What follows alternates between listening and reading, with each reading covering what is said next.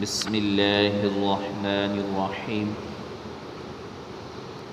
الحمدللہ، آج سے ہمارا درس قرآن 18واں پارہ سورہ مؤمنون کا آغاز ہے۔ یہ سورہ مبارکہ مکہ مکرمہ میں نازل ہوئی، 6 رکوع، 118 آیتیں، 1840 کلمے اس سورت کے اندر موجود ہیں۔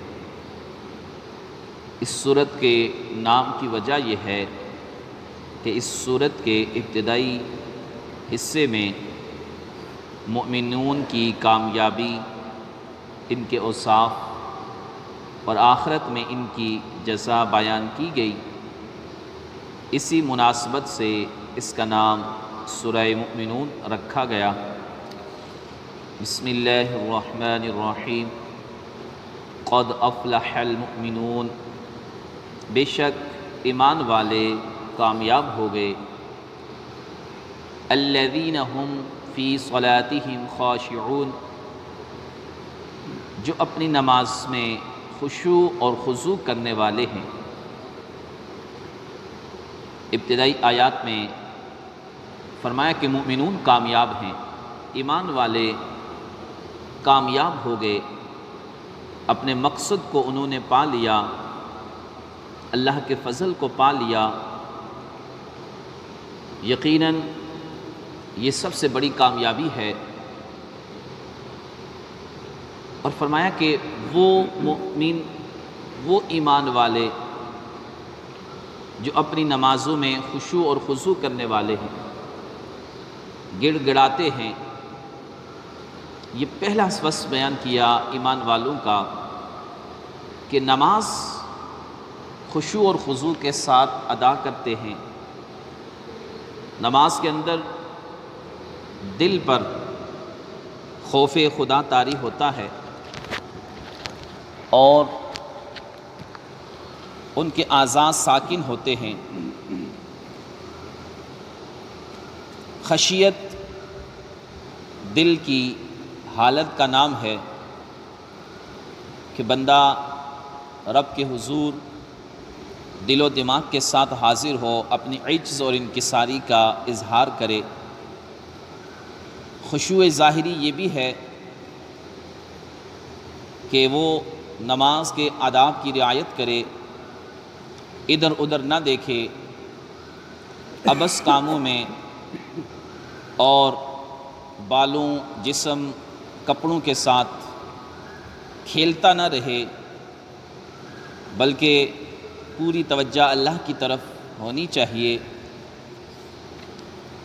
پھر ارشاد فرمایا والذین هم عن اللغو معرضون، اور وہ جو کسی بیہودہ بات کی طرف التفات نہیں کرتے، کسی بھی بیہودگی کی بات کی طرف توجہ نہیں کرتے، ہر بری بات سے منہ موڑنے والے ہوتے ہیں۔ لغو بات کیا ہے؟ کہ ہر وہ قول اور فعل جو ناپسندیدہ کام ہے، جس کا مسلمان کا دینی یا دنیاوی لحاظ سے کوئی فائدہ نہ ہو، جیسے مذاق مستی، مسخرہ، بیہودہ گفتگو، فضول کاموں میں وقت ضائع کرنا، یہ سب چیزیں لغو ہیں۔ احادیث طیبہ میں سرکار دو عالم علیہ السلام نے ارشاد فرمایا کہ آدمی کے اسلام کی اچھائی میں سے یہ ہے کہ وہ لا یعنی چیزیں چھوڑ دے، بیکار چیزوں کو چھوڑ دے، فضول کاموں میں نہ پڑے۔ حضرت عقبہ بن عامر رضی اللہ تعالیٰ عنہ فرماتے ہیں، نبی کریم علیہ السلام کی بارگاہ میں حاضر ہوا اور عرض کی نجات کیا ہے؟ ارشاد فرمایا اپنی زبان پر قابو رکھو اور تمہارا گھر تمہارے لیے گنجائش رکھے، اور اپنی خطا پر آنسو بہاؤ۔ فرمایا اس میں نجات ہے۔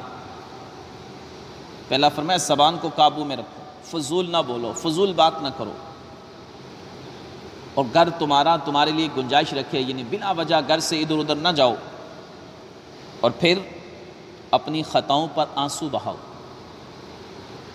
اپنی کوتاہیوں پر رب سے معافی مانگو، فرمایا اس میں نجات ہے۔ آج مسلمانوں کا ایک بڑا حصہ، ایک بڑی تعداد فضول کاموں میں، لغو کاموں میں، لا یعنی کاموں میں مصروف نظر آتی ہے۔ بلا وجہ کے باعث موبائل سے ادھر ادھر گھومنا پھرنا، بلا وجہ